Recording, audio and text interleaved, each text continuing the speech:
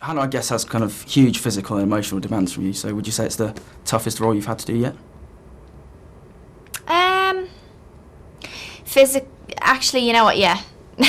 Yeah. It is the toughest role. It was the toughest film to work on for me because it required so much physical work. The preparation was fine, actually.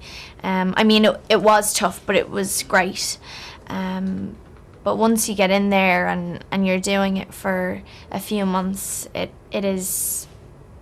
can be tiring. What did you like as well about Hannah in the script as well?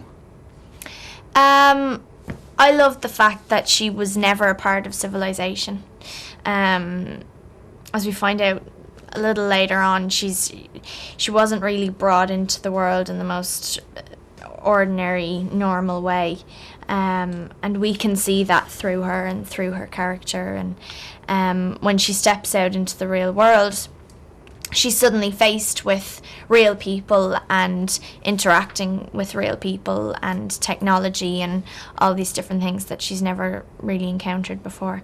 And that's what really gets her. It's not killing 5 CIA operatives, it's a kettle or something. So she's weird. And I like that.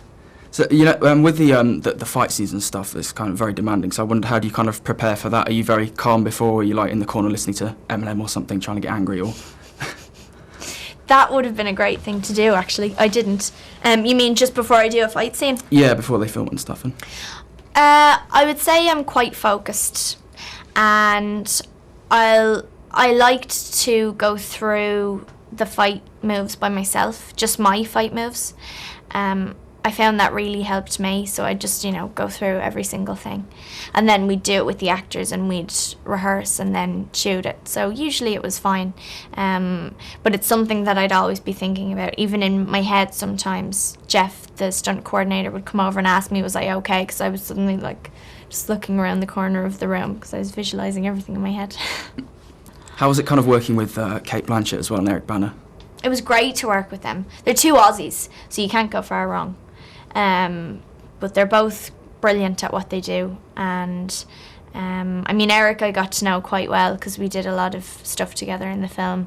We fought together, and we had some really nice scenes together as well, and he's great. And my dad had actually worked with Cate Blanchett before as well on Veronica Guerin, which is an Irish film, and he had a lovely experience with her, and the same with me, really. She's very professional, and you can tell she really cares about what she does, but she's also a nice person to be around. She's not a diva or anything like that.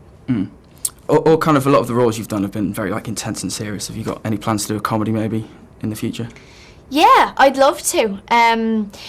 It's just really the right one hasn't come along, I haven't actually read an awful lot of comedies, which is strange. But if something that was very cleverly written came along and was, even if it was a rom-com, it doesn't matter to me.